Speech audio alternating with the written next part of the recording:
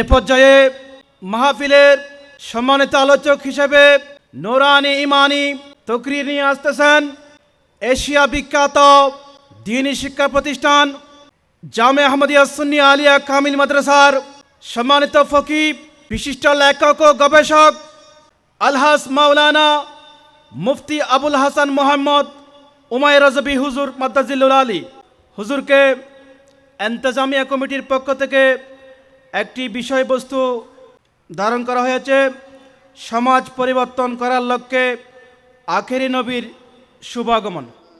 আলহামদুলিল্লাহ ওয়াসসালাতু ওয়াসসালামু আলা রাসূলিল্লাহ।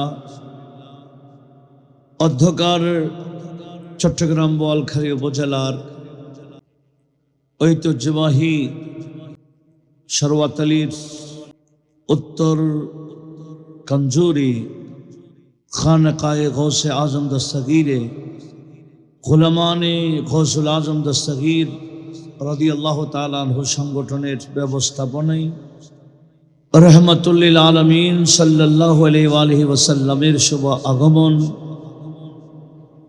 এবং উরসে গৌসে জিলানী উদযাপন উপলক্ষে 5 দিন ব্যাপী 21তম আজম শান ঈদ মিলাদুন নবী সাল্লাল্লাহু আলাইহি ওয়াসাল্লাম মাহফিল প্রথম দিনেই পবিত্র খতমে কোরআন, খতমে বুখারী শরীফ, খতমে মুসলিম শরীফ এবং খতমে মুআত্তাল ইমাম মালিক, খতমে আবু দাউদ শরীফ হয়েছিল। দ্বিতীয় দিনে খতমে কোরআনের পাশাপাশি খতমে নাসাই, তিরমিজি এবং ইবনে মাজাহ হয়েছিল। তৃতীয় দিনে খতমে কোরআনের পাশাপাশি খতমে বুখারী শরীফ, মজমুয়ে সালাওয়াত রাসূল সম্পন্ন হয়েছে।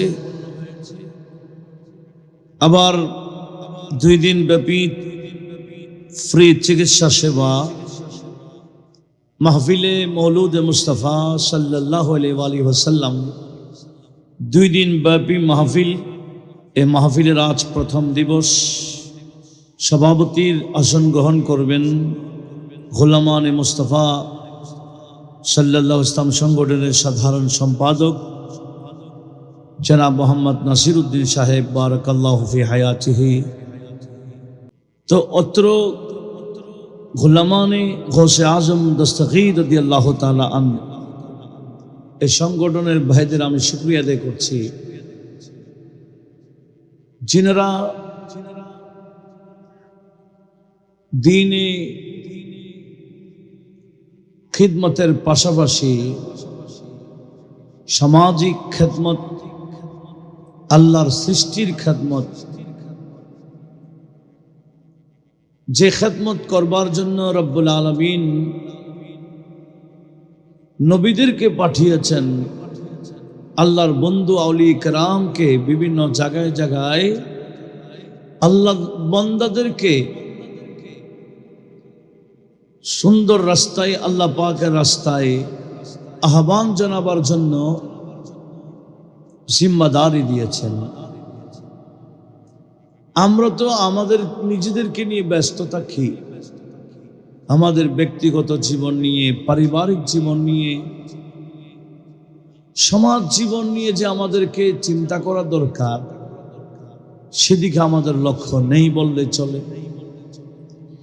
আমরা আমাদের ব্যক্তি এবং পারিবারিক নিয়ে থাকি। আমরা মনে করেছি যে আল্লাহ পাক আমাদেরকে পাঠিয়েছেন শুধু আমাদের নিজেদের ব্যক্তিগত জীবনকে শুধরাবার বা সুন্দর করবার জন্য, পরিবারের জীবনকে সুন্দরভাবে চলাইবার জন্য। এতটুকু আমাদের জিম্মাদারি না। আল্লাহ বলেন, কুনতুম খায়রা উম্মাতিন উখরিজাত লিন-নাস, হে আমার বন্ধুর উম্মতেরা, আমি আল্লাহ তোমাদেরকে পাঠিয়েছি মানুষ সেবার জন্য। মানব বলতে যত ধর্মের হোক না কেন, মানুষের কল্যাণের জন্য, মানুষের সেবা করবার জন্য আল্লাহ আমাদেরকে জিম্মাদারি দিয়েছেন। একটু যদি বলি না সুবহানাল্লাহ। যারা যত বেশি মানব সেবা করে আল্লাহকে রাজি করার লক্ষ্যে, তখন ওই বান্দাদেরকে আমার আল্লাহ তত ব্যাপক তরক্কি দান করেন। আল্লাহর ওলিদের দরবারে নঙ্গরখানা খোলা থাকে। উন্মুক্ত খাবার শুধু একদিন, 2 দিন, 5 দিন না, আল্লাহর ওলিদের দরবারে বছরের পর বছর বিভিন্ন আশেক উসাকরা আসেন। দরবারে যখনই যায় তখনও খাওয়ার ব্যবস্থা থাকেন। এটা আল্লাহর ওলিদের অনেক বড় একটা বৈশিষ্ট্য। আমাদের ঘরে 1 দিন 2 দিন মেহমান হলে আমাদের ঘরওয়ালিরা বিরক্ত বোধ করে, কিন্তু আল্লাহর ওলিগণ মানুষদেরকে খাওয়াবার জন্য নির্দিষ্ট বাবরসি রাখেন। মানুষ ওনাদেরকে যে হাদিয়া তোহফা দেয়, এগুলা দিয়ে মানুষকে খাওয়াইতে ওনারা পছন্দ করতেন। একটু জোরে বলি না সুবহানাল্লাহ। যে কোনো আল্লাহর ওলির দরবারে গেলে আমরা এটা দেখতে পাই। হুজুর গৌসুল আজম জিলানী যে নঙ্গরখানা খুলেছিলেন ওনার হীন হায়াতে, এখনো সে নঙ্গরখানা দরবারে চলছে। যারা যায় তারা খেতে পারে, সেখানে কোনো টাকা লাগে না। যতই দরবার আছে এরকম, আল্লাহর বান্দাদের খেদমতের জন্য আল্লাহর ওলিরা সেরকম সিস্টেম করে রেখেছেন। একটু জোরে বলি না সুবহানাল্লাহ। তো আমি অধমকে একটা বিষয় দেওয়া হয়েছে, সেটি হলো সমাজ পরিবর্তন করার লক্ষ্যে আখির নবী সাল্লাল্লাহু আলাইহি ওয়াসাল্লামের শুভ আগমন। আল্লাহ আমাদের নবীকে কেন পাঠিয়েছেন, কোন অবস্থায় পাঠিয়েছেন? নবীজিকে আল্লাহ যখন পাঠাইছিলেন তখন সমাজের পরিবেশটা কেমন ছিল? আমরা যদি এই বিষয়টা একটু স্টাডি করি, আর নবীজি ধীরে ধীরে এই সমাজকে কি রকম যে পরিবর্তন করালেন, এটা যদি আমরা পড়ি তাহলে সেটার আলোকে আমাদের সমাজকেও পরিবর্তন করা আমাদের জন্য অতীব একটা সহজ পন্থা। আমাদের নবীকে অনুসরণ করলেই হয়। তো এই বিষয়টা দেওয়ার কারণ কি? নবীজি যেভাবে সমাজ পরিবর্তন করেছেন, আমাদেরও উচিত আমাদের প্রত্যেকের আপন আপন সমাজকে পরিবর্তন করা। তো সমাজ কিভাবে পরিবর্তন হবে? 1 নম্বর, নিজের ব্যক্তিগত জীবনকে পরিবর্তন ঘটাইতে হবে। আমাদের ব্যক্তিগত জীবনে নবীজির আদর্শকে ধারণ করতে হবে। এরপরে আমাদের প্রত্যেকের আপন আপন ফ্যামিলিতে যত সদস্য আছে, প্রত্যেক সদস্যদের জীবনে নবীজির আদর্শকে ধারণ করাইতেই হবে। সেভাবে তাদেরকে গাইড যদি করি, প্রত্যেকেই আপন আপন ফ্যামিলিকে গাইড করলে পুরা সমাজ গাইড হয়ে যায়। একটু জোরে বলি না সুবহানাল্লাহ।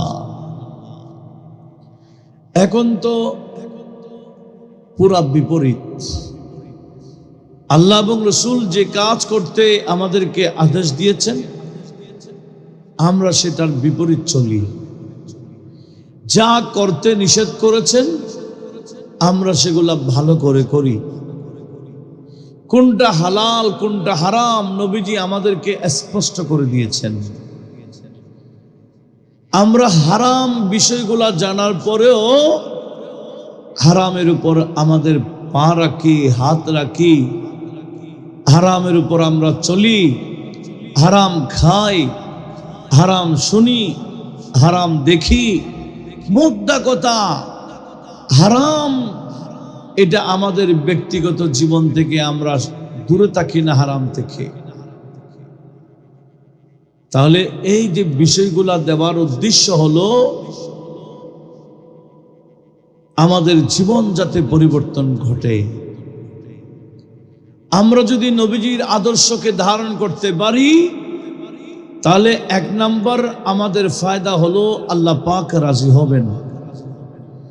দ্বিতীয় ফায়দা হলো আমাদের আখিরাত সুন্দর হবে। একটু বড় আওয়াজে বলি না সুবহানাল্লাহ। সেজন্য সূরাত আহজাবের 21 নম্বর আয়াতে আমার আল্লাহ আমাদেরকে সম্বোধন করে বলেছেন, হে আমার বান্দারা, তোমরা কি চাও আমি আল্লাহ তোমাদের উপর রাজি হয়ে যাই? তোমরা কি চাও আমি তোমাদের আখিরাতকে সুন্দর করি? তোমরা জান্নাতে ঢুকবা, আখিরাতে স্থায়ী আরাম পাবা। এই দুইটা বিষয় যদি কামনা করো, আমি আল্লাহ তোমাদেরকে দুইটা বিষয় অর্জন করার জন্য আমার বন্ধু নবীর আদর্শকে তোমাদের সামনে দিলাম। এটা যদি বা আমি বাংলায় বলেছি, এটা হচ্ছে কোরআন শরীফের আয়াত। এবার আয়াতটি আমরা একটু শুনি। আউযু বিল্লাহি মিনাশ শাইতানির রাজীম। লাকাদ কানা লাকুম ফি রাসূলিল্লাহি উসওয়াতুন হাসানা লিমান কানা ইয়ারজুল্লাহা ওয়াল ইয়াউমাল আখির। রব্বুল আলামিন বললেন, হে আমার বান্দা বান্দিনীগণ, তোমরা যদি চাও আমি আল্লাহ তোমাদের উপর রাজি হয়ে যাই, আমার সন্তুষ্টি তোমরা যদি কামনা করো, এমনকি ইয়াউমে আখিরাত এর কামিয়াবি তোমরা যদি আশা করো, আমি আল্লাহ তোমাদের জন্য আমার বন্ধু নবীর আদর্শকে সামনে দিলাম। এবার তোমরা সবাই মিলে আমার বন্ধুর আদর্শকে ধারণ করো। জোরে বলুন সুবহানাল্লাহ। অর্থাৎ রব্বুল আলামিন বললেন, তোমরা যদি আমার বন্ধুর আদর্শকে ধারণ করতে পারো, 1 নম্বর আমি আল্লাহ তোমাদের উপর রাজি হয়ে যাব। দ্বিতীয় নম্বর, তোমাদের জন্য আমি আল্লাহ জান্নাত রেডি করব। জান্নাতের নাজ নিয়ামত সব তোমাদের জন্য আমি সৃষ্টি করেছি, যারা আমার বন্ধু নবীর অনুসরণ করে। জোরে বলুন সুবহানাল্লাহ। এই বিষয়টা আমাদেরকে ধারণ করতে হবে।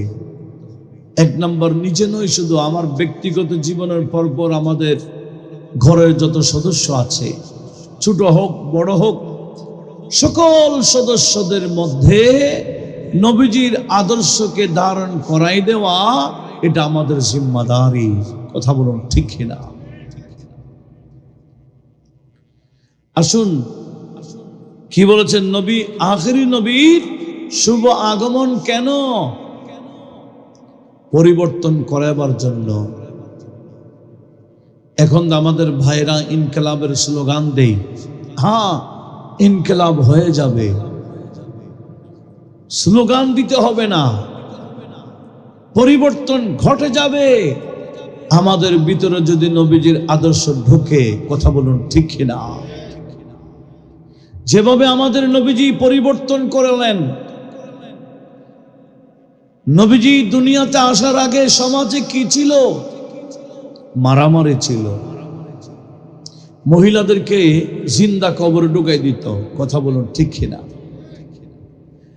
নবীজি দুনিয়াতে আসার পূর্বে সমাজে অশ্লীলতা ছিল, বেহায়াপনা ছিল, জুলুম ছিল, টেন্ডারবাজি ছিল, যত ধরনের ধোঁকাবাজি সব ছিল। আমাদের নবীজির আগমনের আগে ন্যায় বলতে কিছুই ছিল না। চতুর্দিকে জুলুম আর জুলুম, অন্যায় আর অন্যায়, অবিচার অবিচার, বেবিচার বেবিচার, অশ্লীলতায় গোটা সমাজ ভরপুর ছিল। একটু বড় আওয়াজে বলুন না নাউজুবিল্লাহ।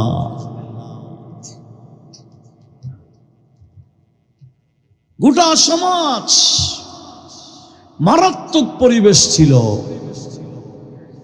আর আল্লাহ বন্ধু নবীকে পাঠালেন কেন? ওই মারাত্মক সমাজকে পরিবর্তন করে একটা সুন্দর সমাজ উপহার দেওয়ার জন্য। একটু জোরে বলি না সুবহানাল্লাহ। আপনারা কি বলেন, আমাদের নবী কি সুন্দর সমাজ উপহার দেয় নাই? নবীজি আসার পরে অন্ধকার কি অন্ধকার থেকে গেছে না আলো হয়ে গেছে? নবীজি আসার আগে যে অন্যায় ছিল, নবীজি কি অন্যায়গুলা দূরীভূত করে ন্যায়ের সমাজ প্রতিষ্ঠা করেন নাই? করেছে। মা বোনদের কোনো হক ছিল না। আইয়ামে জাহলিয়ায় বাবা মারা গেলে পুরুষরাই যদি সম্পদ পাইত, কারা পাইত? পুরুষরাই। মহিলারা কোনো বাবার সম্পত্তি পাইত না।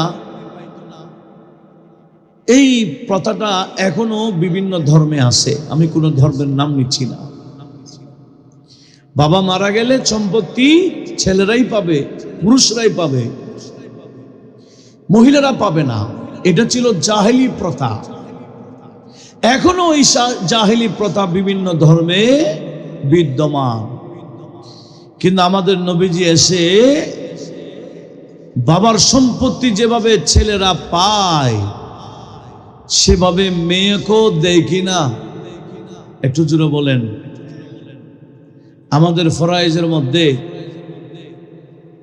4 প্রকার পুরুষরা পায়, কিন্তু 8 প্রকার মহিলারা পায়, ঠিক না? 4 প্রকার পুরুষরা পায়, আর মহিলারা সম্পত্তি কতজনে পায়? কয় প্রকার মহিলা? 8 প্রকার।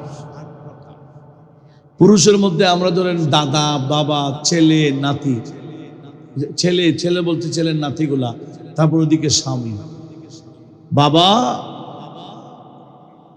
দাদা, ছেলে, স্বামী। কয় প্রকার হলো? 4। আর মহিলারা পায় ওদিকে দাদিয়ে পায়, মায়ে পায়, স্ত্রী পায়, কন্যা পায়, আবার নাতনিও পায়, এদিকে বোনে পায়। বোনের মধ্যে আবার 3 প্রকার বোন আছে। কয় প্রকার বোন? নিজ বোন, সৎ বোন, বৈপিত্রিক বোনও আছে।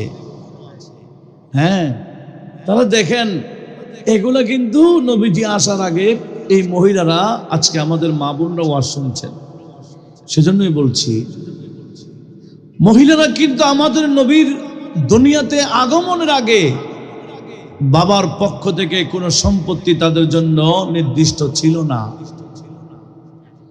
কিন্তু আমাদের নবী এসে পরিবর্তনটা করালেন, এবং কোরআনে পাকের আয়াতও আমার আল্লাহ নাজিল করেছেন, ওয়ালিয-যাকারি মিসলু হাযিল উনসায়াইন। একজন ছেলে পাবে 2 মেয়ে যত পায়। বাবার ধরুন ছেলেও আছে, মেয়েও আছে। ছেলে কত পাবে? 2। মেয়ে কত পাবে? 1। কথা কি বোঝা যায়? ছেলে পাবে কত?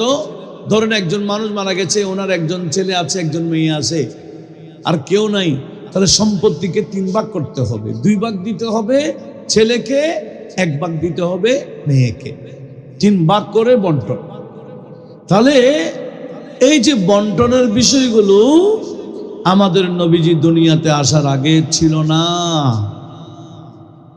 আজকে মা বোনরা মনে করে ইসলাম তাদের উপর জুলুম করেছে, কখনো না। ইসলাম তাদের হক, তাদের অধিকার এর বাস্তবায়ন করেছেন, অধিকার এনে দিয়েছেন ইসলাম। অধিকার হরণ করে নাই। অধিকার যেগুলো জাহেলের যুগে আমাদের নবীর দুনিয়াতে আসার আগে মা বোনদের হক দিত না, আমাদের নবী এসে এগুলা ব্যবস্থা করে দিয়েছেন। একটু বড় আওয়াজে বলুন না সুবহানাল্লাহ। যে সমাজে কোনো ন্যায় ছিল না, অন্যায় আর অন্যায় ছিল, আমার আল্লাহ বন্ধু নবীকে পাঠিয়ে সুন্দর ন্যায়ের সমাজ গঠন করেছেন। জোরে বলুন সুবহানাল্লাহ। সেজন্য আল্লাহ পাক সুবহানাহু ওয়া তাআলা কোরআনে পাকের সূরা আলে ইমরানের 103 নম্বর আয়াতে এই বিষয়টা উল্লেখ করে আমাদেরকে শুকরিয়া আদায় করার জন্য হুকুম দিলেন। জোরে বলুন সুবহানাল্লাহ। আল্লাহ বলেন, বান্দা আমার, উযকুরু নি'মাতাল্লাহি আলাইকুম ইয কুনতুম আদাআ ফাআল্লাফা বাইনা কুলুবিকুম ফাআসবাহতুম বিনি'মাতিহি ইখওয়ানা ওয়া কুনতুম আলা শাফা হুফরাতিম মিনান নার ফাআনকাযাকুম মিনহা। রব্বুল আলামিন আমাদেরকে বললেন, ওগো আমার বান্দাগণ, উযকুরু নি'মাতাল্লাহ, আমি আল্লাহর নিয়ামতকে স্মরণ করো। কোন নিয়ামত? যে নিয়ামত তোমাদের মাঝে পাঠাবার আগে ইয কুনতুম আদাআ, যখন তোমরা পারস্পরিক শত্রু ছিলে, মা বাবা ছেলের শত্রু ছিল, ভাইয়ে ভাইয়ে শত্রু ছিল, আত্মীয় শত্রু ছিল, পাড়ায় পাড়ায় শত্রু ছিল, মহল্লায় মহল্লায় শত্রু ছিল, এলাকা থেকে এলাকা শত্রুতামি ছিল। আল্লাহ বলেন, যখন চতুর্দিকে শত্রুতামি ছিল, ওই সময় আমি আমার বন্ধু নবীকে প্রেরণ করেছি। ইনি হলেন আমি আল্লাহর পক্ষ থেকে তোমাদের জন্য শ্রেষ্ঠ নিয়ামত, শ্রেষ্ঠ রহমত, শ্রেষ্ঠ বরকত আমি তোমাদের মাঝে পাঠাইলাম। অতঃপর ফাআল্লাফা বাইনা কুলুবিকুম, আমার বন্ধু এসে তোমাদের অন্তরে, মায়া ছিল না আগে, আমার বন্ধু তোমাদের অন্তরে মায়া সৃষ্টি করালেন। ফাসবাহতুম বিনি'মাতিহি ইখওয়ানা, আমার নিয়ামতের মাধ্যমে তোমরা এখন পারস্পরিক ভাই ভাই হয়ে গেলা। আগে ছিল দুশ্মন, এখন হলো ভাই। পরিবর্তন ঘটছে কিনা? আগে ছিল কি? দুশ্মন। নবীকে পাঠাবার পরে নবীজি দুশ্মনী দুর্বৃত্ত করে ভাই ভাই পরিণত করে দিয়েছেন। আল্লাহ বলছেন, ইন্নামাল মুমিনুনা ইখওয়া, নিশ্চয় এক মুমিন অপর মুমিন ভাই। এই নবীজির কালিমা পড়ার পর মুমিন হয়ে গেল, অতঃপর ভাই ভাই হয়ে গেল। আগে ছিল দুশ্মন, মুসলিম হওয়ার পর হয়ে গেল ভাই, ঈমানি ভাই। এই ঈমানি ভাই কিন্তু কিয়ামতের ময়দানে ভাই হিসেবে থাকবে। আমার মায়ের পেটের ভাই কিয়ামতের ময়দানে আমাকে দেখলে পালিয়ে যাবে বলেছেন কোরআন শরীফে। ইয়াউমা ইয়াফিরুল মারউ, আগে বলেছেন মিন আখিহি, শুরুতেই বলেছেন মিন আখিহি। ভাই ভাইকে দেখলে কিয়ামতের ময়দানে চলে যাবে। আমার ভাই যদি আমার থেকে কোনো সওয়াব তালাশ করে, আমার থেকে কোনো আমল যদি চায়, আমি কি করব? আমি তাকে দেওয়ার আগে পালাই। ভাই ভাইকে দেখলে পালিয়ে যাবে, কিন্তু ঈমানি ভাই কিয়ামতের ময়দানে পালাবে না। বরঞ্চ এই দুনিয়াতে যারা ভাই ছিল, ঈমানের দিক দিয়ে ভাই, তাকওয়ার দিক দিয়ে ভাই, এই ভাই কিয়ামতের ময়দানে বহাল থাকবে। জোরে বলুন আল্লাহু আকবার। ইয়া রাসূলুল্লাহ, ইয়া গাউস জিন্নাত। এখানে এই যে গোলামানে গৌসে আজম দস্তগীর, গোলামানে গৌসে আজম দস্তগীর, এই সংগঠনে যারা আসবে তারা কি একে অপরের মায়ের ভাইয়ের পরিচয় না ঈমানি ভাই? একটু জোরে বলেন। এটার একটা হচ্ছে ঈমান, আর একটা হচ্ছে তাকওয়া। ঈমান এবং তাকওয়ার মাধ্যমে যে বন্ধন হয়, এই বন্ধন কখনো বিচ্ছেদ হয় না, কিয়ামতের ময়দানও বহাল থাকবে। সুবহানাল্লাহ বলেন। আর অন্যান্য ভাই দুশ্মন হয়ে যাবে।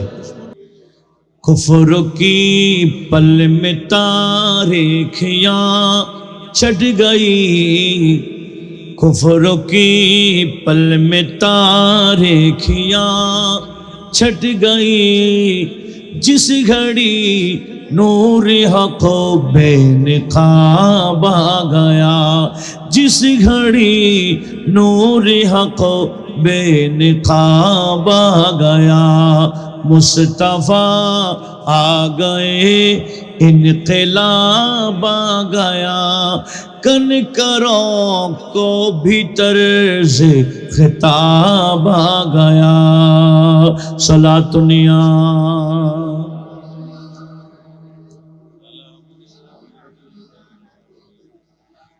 কেউ একা সমাজ পরিবর্তন করতে পারে না, একটা দল লাগে, একটা কমিটি লাগে। আর আমার নবীজি যখন দেখলেন গোটা আরবে অন্যায়, গোটা আরবে বেহায়াপনা, গোটা আরবের স্থানে জুলুম, দাপটগিরি চলে, টেন্ডারবাজি চলে, দখলবাজি চলে, এটা যখন নবীজি লক্ষ্য করলেন, তো নবীজি খেয়াল করলেন এটা একা সম্ভব না। আমি আরবের এই মক্কা নগরীর বড় যুবকদেরকে আমি হাতে নিই, এদেরকে নিয়ে একটা কমিটি গঠন করি। একটু জোরে বলি। তখন আমাদের নবীজির নবুয়ত প্রচার করেন নাই, যদিও বা নবী ছিলেন। এগুলা নবীজির 35 বছর বয়সে, তখন নবীজি তো নবুয়ত প্রকাশ করেন নাই। যদি বা নবীজি দুনিয়াতে আসার আগেও নবী ছিলেন, কথা বলুন ঠিক না? কিন্তু ইদানিং মানুষকে বোঝাইতে চায় 40 বছর আগে নবী ছিলেন না। এমনকি বাংলা একটা প্রবন্ধ আছে, এটা স্কুলে আছে, মাদ্রাসায় এখন আছে কিনা জানি না, ডাক্তার ওয়াজেদ আলীর লিখিত একটা প্রবন্ধ মানুষ মোহাম্মদ নামে। সেখানে বলেছে আমাদের নবীর 40 বছর আগে নবী তো ছিলেন না, আমাদের নবীর কাছে নাকি হেদায়েতের পথ কোনটা এটাও জানা ছিল না। সেজন্য তারা বলতে চায় নবীজির 40 বছরের আগের জীবনটা অনুসরণ করা যাবে না, 40 বছরের পরেরটাই অনুসরণ করতে হবে বলে ছোট ছোট বাচ্চাদেরকে তালিম দিচ্ছে। এরা মনে করে নবীজি নবী হয়েছেন 40 বছর পর। অথচ আমাদের নবী থেকে জিজ্ঞেস যখন করা হলো মাতা ওয়াজাবাত লাকান নবুওয়া ইয়া রাসূলুল্লাহ, আপনি নবুয়ত কখন পেয়েছেন? তখন আমার নবীজি বলেছেন কুনতু নবিয়্যা ওয়া আদামু বাইনা রূহি ওয়াল জাসাদ, সর্বপ্রথম মানুষ যিনি রূহ এবং শরীর এক জায়গায় ছিল না, ওনার অস্তিত্ব হয়নি, তখনও আমি নবী হিসেবে ছিলাম। আমরা কি নবীজির কথা মানবো না তাদের কথা মানবো? একটা কি কোনো দলিল আছে যে নবীজি 40 বছর আগে নবী ছিলেন না, এরকম কোনো কথার উপর দলিল আছে? বরঞ্চ নবীজি দুনিয়াতে আসার আগেও নবী ছিলেন, এটার উপর অনেক দলিল আছে। এমনকি সুননে কুবরার মধ্যে হাদিস রয়েছে, হযরতে জাবের বিন আব্দুল্লাহ বললেন ইয়া রাসূলুল্লাহ, বুঝছি আপনি 40 বছর আগেও নবী ছিলেন, দুনিয়াতে আসার আগেও নবী ছিলেন, তো আপনি যে নবী এটা আপনি বুঝেছেন কখন? তখন নবী উত্তর দিয়েছিলেন, জাবের বিন আব্দুল্লাহ, আমি যে নবী, শুধু নবী নই, নবীদের নবী, ইমামুল আম্বিয়া ওয়াল মুরসালিন, এই কথাটা আমি জেনেছি যখন আমার বয়স 4 বছর ছিল। একটু জোরে বলি, কত বছরে? কিরকম? বলে আমি ছিলাম আমার দুধমা হালিমাতুস সাদিয়ার ঘরে, আমার দুধ ভাই বোনদের সাথে আমি ছাগল চড়াইতে যাইতাম, এভাবে প্রতিদিন যাইতাম। হঠাৎ একদিন দেখলাম আমার ভাই বোনদের সামনে থেকে আমাকে 2 ব্যক্তি এসে আমার 2 বাহু ধরে উঠিয়ে পাহাড়ের নিচে নিয়ে গেলেন। আর আমাকে জমিনে শায়িত করে আমার গলা থেকে না পর্যন্ত অপারেশন করে আমার কলবটা বের করলো। এটা দেখতেই আমার দুধ ভাই বোনেরা দৌড়তে দৌড়তে মায়ের কাছে গিয়ে বললেন, মা, আমাদের কুরাইশি ভাইকে তো মেরে ফেলেছে, কুরাইশি ভাইকে তো মেরে ফেলেছে বলে এরা মায়ের কাছে গেলেন। আর এদিকে মা আসতে আসতেই ওই দুই ব্যক্তি আমার সিনা থেকে কলব বের করে কলবের মধ্যে কালো কি একটা কেটে ফেলে দিল। পানি এনেছে জমজম পানি দিয়ে ধৌত করে, আবার কলবের জায়গায় কলব রেখে আমাকে সেলাই করে দিল। এদিকে আমি সুস্থ হয়ে গেলাম, দাঁড়িয়ে গেলাম। এদিকে আমার মা দুদুমা এসে দেখে আমি মারা যাই নাই, আমি সুস্থ দাঁড়িয়ে আছি। উচ্চ আওয়াজে বলুন সুবহানাল্লাহ। হালিমাতু সাদিয়া বললেন, বাবা, তোমার ভাইরা মিথ্যা বলেছে নাকি? এরা বলেছে কে যেন তোমাকে মেরে ফেলছে। এরা কি মিথ্যা বলেছে? আমার নবীজি বলেন, না না মা, দেখেন বলে কাপড় উঠালেন, দেখলেন গলা থেকে নাভি পর্যন্ত টাটকা সেলাই করা হয়েছে, সেলাই দেখা যাচ্ছে। হালিমাতু সাদিয়া দেখে অবাক হয়ে গেলেন, বাবা তোমার কি হলো? তখন নবীজি বলেন, মা, দুইজন এসে আমার সিনাকে অপারেশন করেছে, আমার সিনাকে ফেটে ফেলেছে, ঠিক আমি কষ্ট পাই নাই, আমার শরীর থেকে এক ফোঁটা রক্ত পড়ে নাই। আমি দেখেছি তারা আমার ভিতর থেকে কলব বের করে কি একটা ফেলে দিয়ে আবার কলবটা ধৌত করে জায়গায় ফিটিং করে চলে গেল। তখন হালিমাতু সাদিয়া মনে মনে ভাবলেন, এ ছেলেকে আর রাখা নিরাপদ হবে না, যার ছেলে আমি তার হাতে বুঝাই দেওয়াটা উঠাই দেওয়াটাই উত্তম হবে বলে পরের দিন রওনা হয়ে গেল মক্কায়ে মুআজ্জামার দিকে। জোরে বলুন সুবহানাল্লাহ। এরপরে হালিমাতু সাদিয়া নবীজিকে আপন মা আমেনা রাদিয়াল্লাহু তাআলা আনহার কাছে এনে সুপর্দ করেছিলেন। একটু বলুন না সুবহানাল্লাহ। ওই বিষয়টা উল্লেখ করে নবীজি হযরতে জাবের বিন আব্দুল্লাহকে বলেছিলেন, জাবের, দুই ব্যক্তি, একজন ছিলেন হযরতে জিবরাইল আলাইহিস সালাম, আরেকজন ছিলেন হযরতে মিকাইল আলাইহিস সালাম। তো ওই হযরতে জিবরাইল মিকাইল আলাইহিস সালামকে কি বলেছিলেন আমি নিজের কানে শুনেছি। তখন আমার বয়স কত বললাম? 4 বছর। জিবরাইল আলাইহিস সালাম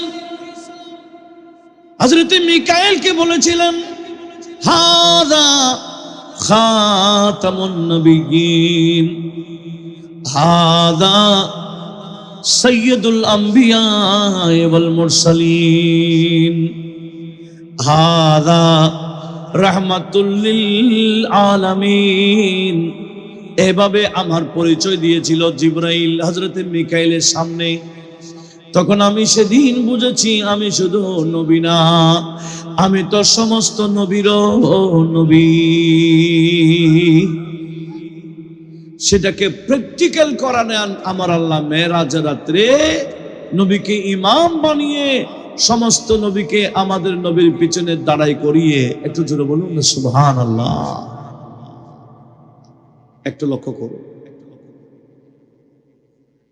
এখন থাক না কি কিছু, এই বুঝে না, এখন কি দরকার ফুরাইলিয়া না,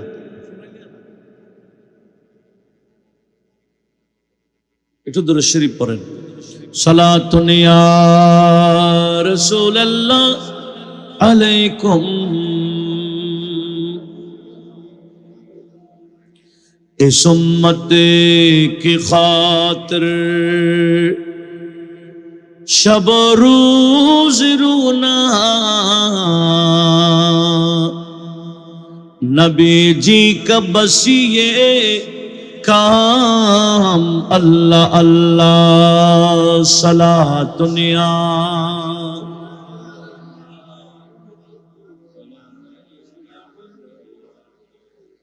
नबी हो वली हो सब ने पे कुर्बान, मलक भी करे এহতিরাম আল্লাহ আল্লাহ সালাতুনিয়া।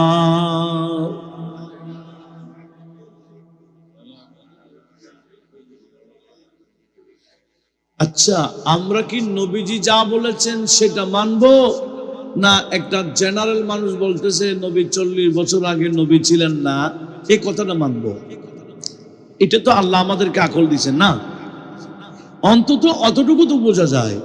তার কথা শোনার দরকার কি? আমরা শুনবো আমাদের নবীজি যা বলেছেন। নবীজি বলছেন আমি দুনিয়াতে আসার আগেও নবী ছিলাম। নবীজি বলছেন আমি 4 বছরে বসছি, আমি যে শুধু নবী নই, আমি সমস্ত নবীদেরও নবী। সেজন্য আলা হযরত বলেছেন কি, খালক সে আউলিয়া, আউলিয়া সে রসুল, খালক সে আউলিয়া, আউলিয়া সে রসুল, और रसूलों से आला हमारा नबी सबसे और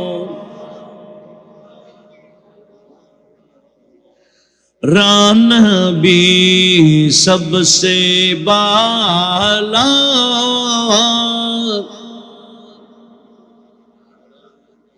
खल्क़ों से औलिया, औलिया से रसूल, और रसूलों से आला हमारा नबी सबसे ला, हमारा नबी सबसे बाला।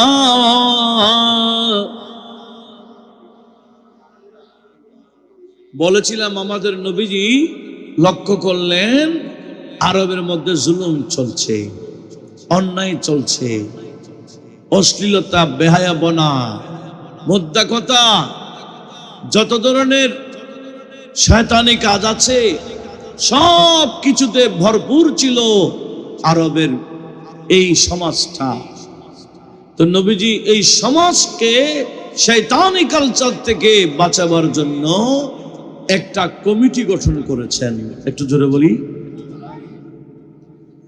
নবীজি যুবকদেরকে ডাকলেন, কিছু মুরব্বীকেও সামনে রাখলেন, আর বললেন আমাদের এলাকার যুবকরা, সমাজে যেটা চলছে, যে অন্যায় চলছে, আমরা যুবকরা মিলে চাইলে এই সমাজকে পরিবর্তন করতে পারি।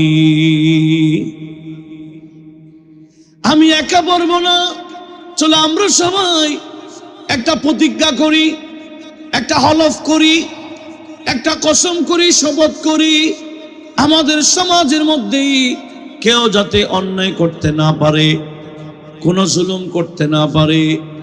আমরা প্রতিবাদ জানাবো বলে শপথ করব, জুলুমের বিরুদ্ধে, অন্যায় বিরুদ্ধে, কুসংস্কারের বিরুদ্ধে।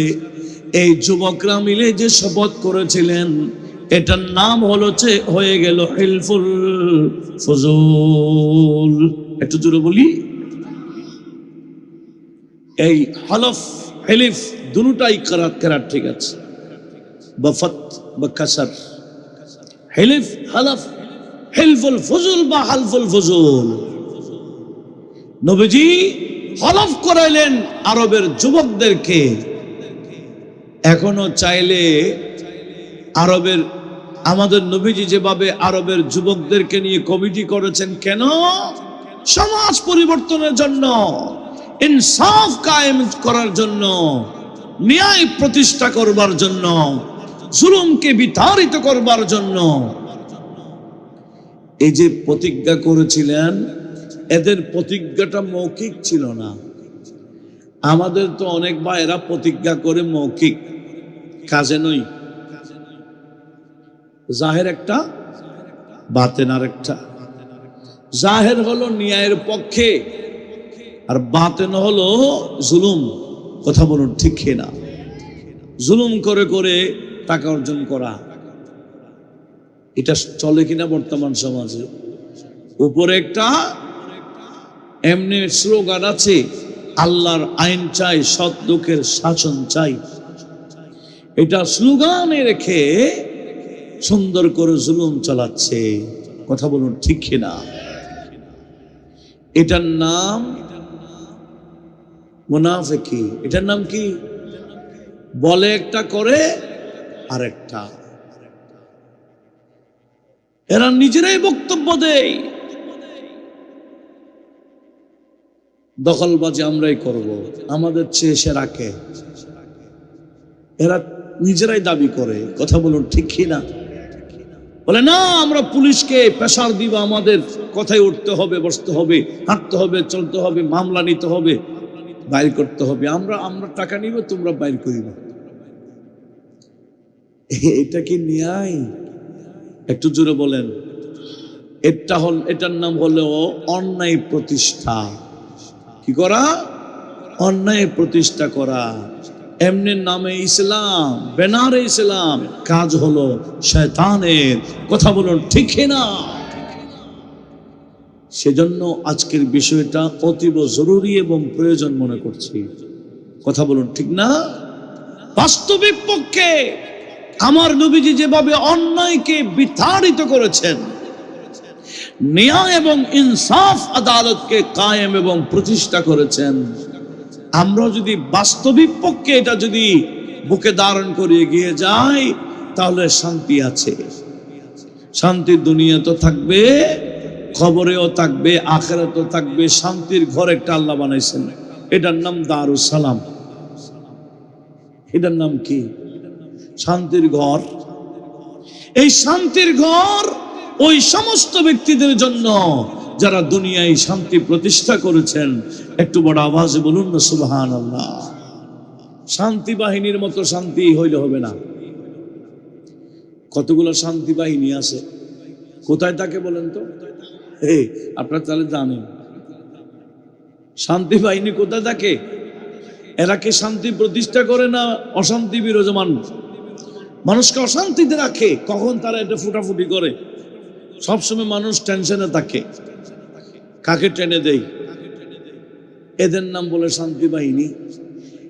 এই শান্তি বাহিনীর মতো শান্তি প্রতিষ্ঠা করলে তো অশান্তি বিরাজমান থাকবে। কথা বলুন ঠিক না? আর যিনি বাস্তব শান্তি প্রতিষ্ঠা করেছেন, উনি হচ্ছেন আমাদের নবী সাল্লাল্লাহু আলাইহি ওয়াসাল্লাম।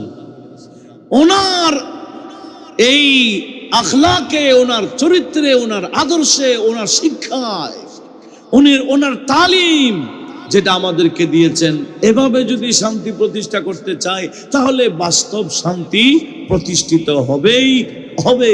একটু জোরে বলুন না ইনশাআল্লাহ। এখন নবীজি শপথ করাইলেন যুবকদেরকে। আপনাদের মনোযোগ আছে? ওয়াজ শুধু শুনলে হবে না, ওয়াজ এটা প্রতিষ্ঠা করতে হবে।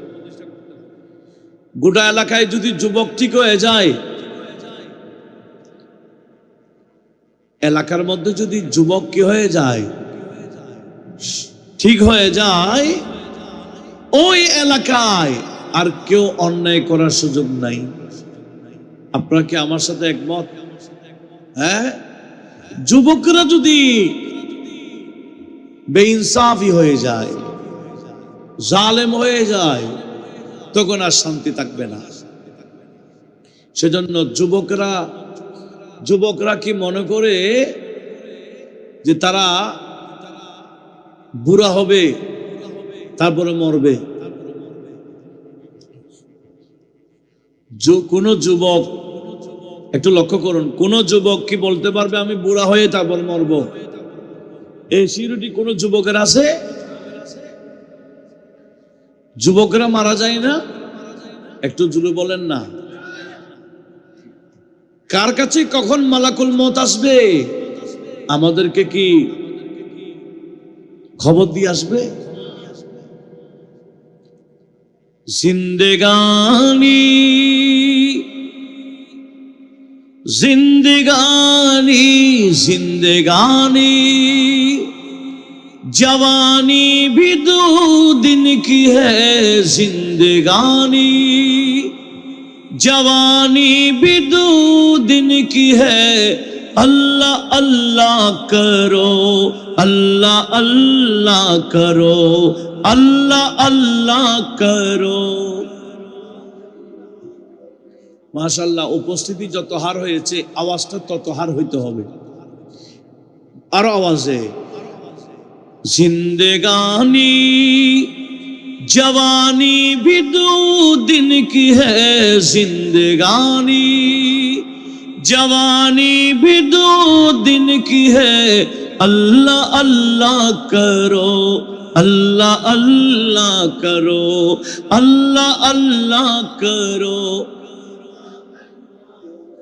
दुनिया वालों ये दुनिया तो दो दिन की है दुनिया वालों ये दुनिया तो दो दिन की है अल्लाह अल्लाह करो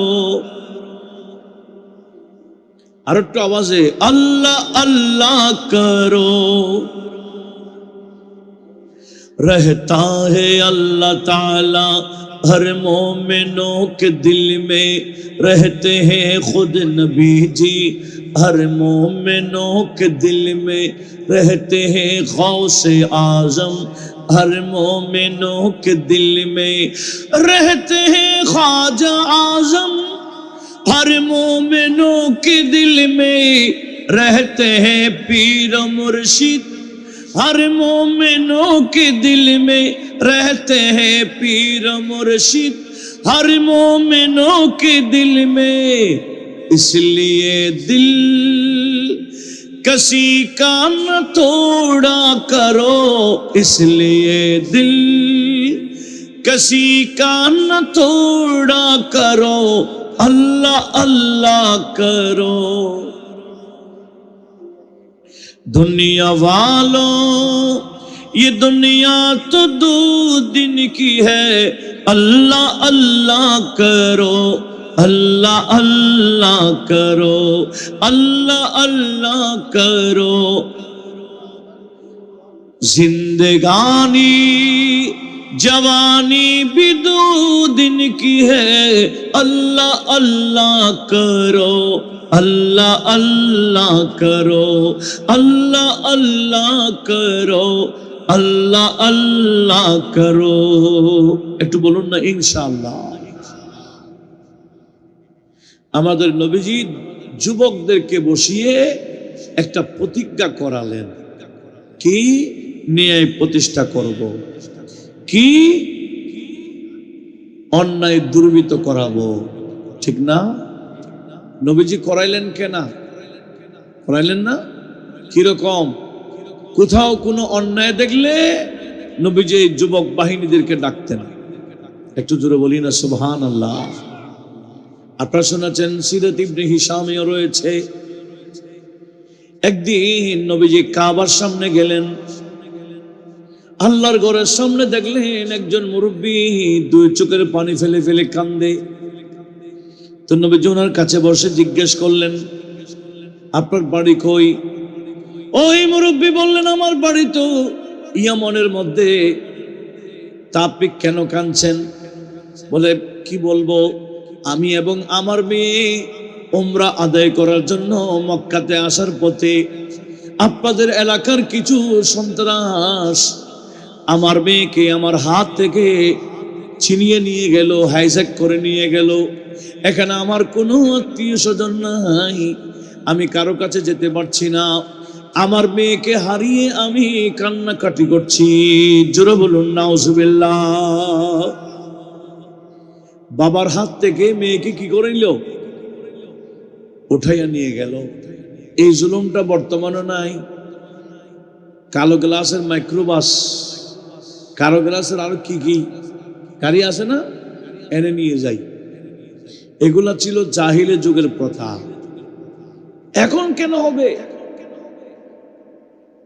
লক্ষ্য করুন তখন এই অন্যায় যখন নবীজি শুনলেন নবীজি আর দেরি করলেন না হেলফুল ফজলের কমিটির সদস্য যারা ছিল এদের ঘরে ঘরে গিয়ে নবীজি দাওয়াত দিলেন এই আমার হেলফুল ফজলের বাহিনীরা শুনো শুনো একজন ইয়েমেনের হাজির মেয়েকে অমুক সন্ত্রাসী নিয়ে গেল, চলে আমরা তো প্রতিজ্ঞা করেছিলাম, ওয়াদাবদ্ধ হয়েছিলাম, কোন অন্যায় দেখলে প্রতিবাদ জানাবো বলে, চলো চলো এই অন্যায়কে আমরা প্রতিবাদ জানাই, ওই বাবার হাতে মেয়েকে উদ্ধার করে দিই।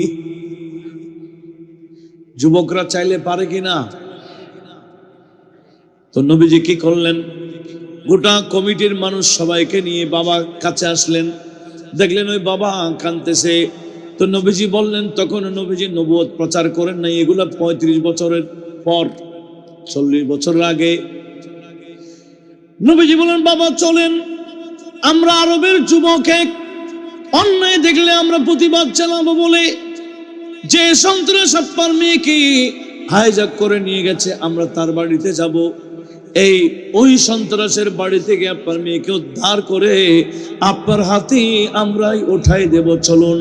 জোরে বলুন সুবহানাল্লাহ। সন্ত্রাসের বাড়িতে এসে করাঘাত করলেন দরজায়, সে বের হলো, দেখতেছি মেয়ের বাবাকেও। তখন নবীজি বলে, তুমি এনার মেয়েকে হাইজ্যাক করেছো কেন? আমরা সবাই আসছি এটার প্রতিবাদ জানাবার জন্য, মেয়েকে এখন দাও। সে বলছে, দিয়ে দেব, শুধু একটা রাত রাখবো। বড় আওয়াজে বলুন না নাউজুবিল্লাহ। সন্ত্রাসে কি বললো? এক রাত রাখবে। কিন্তু হিলফুল ফজলের যুবকরা বলে 1 মিনিট আর রাখার সুযোগ নাই। কি মেয়েকে বাবার হাতে উঠাই দিবে, না আমরা গণধুলাই দিব? কি ধুলাই? গণধুলাই চলবে, দিবে কিনা দাও। এতগুলো যুবক যখন গণধুলাই দিবে বলছে, এই সন্ত্রাসকে আর পারবে?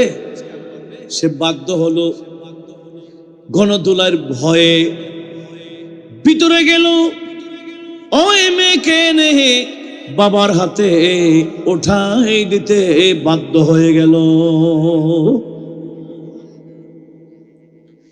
এভাবে যত অন্যায় আরবের স্থানে চলছে, নবীজি তত্ত্ব নিতে নিতে হিলফুল ফুজুলকে নিয়ে এই অন্যায়গুলা ধীরে ধীরে ধীরে ধীরে বন্ধ করলেন। বড় আওয়াজে বলবেন না সুবহানাল্লাহ। সমাজের মধ্যে যত কুসংস্কার সব বন্ধ করলেন। এমনকি কতগুলো আছে টেন্ডার বাস আছে না, এখনো আছে কিনা? আপনি একটা জায়গা নিতে গেলে,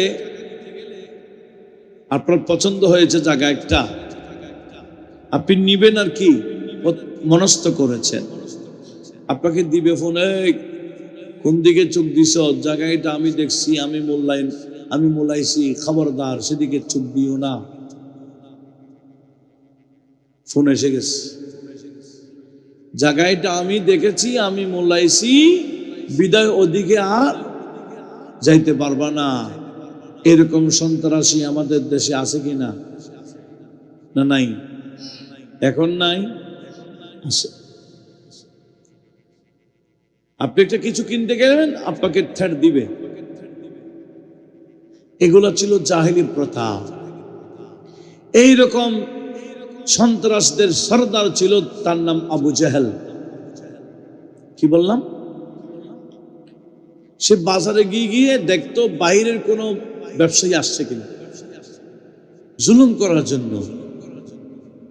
সে কি করতে জানেন? ধরেন ওট, একদিন আমার এটাও সিরাত ইবনে হিশামে রয়েছে, নবীজি একদিন বাজারে গেলেন, বাজারে কোনো কিছু কেনার জন্য যান নাই, এমনি পরিবেশটা দেখার জন্য গেছে। আপনাদের মনোযোগ আছে?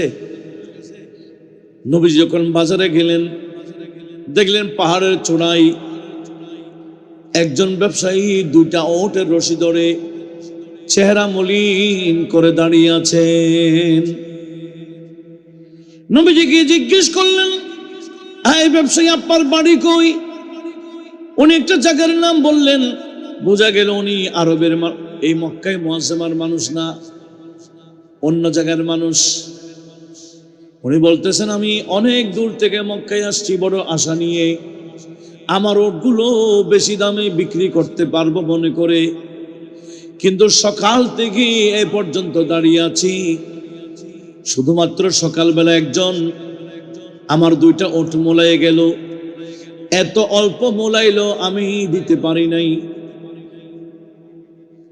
এটা আমার পোষাচ্ছে না, আমি ওনাকে আমার ওট দিই নাই। ওই বান্দা মোলায় যাওয়ার পরে আমার ওট 2টা মোলাইবার জন্য কেউ আসে নাই। আমি বিকাল পর্যন্ত দাঁড়িয়ে আছি, অথচ আমার ওট 2টা কত সুন্দর দেখেন, কেউ মোলাইতে আসে না।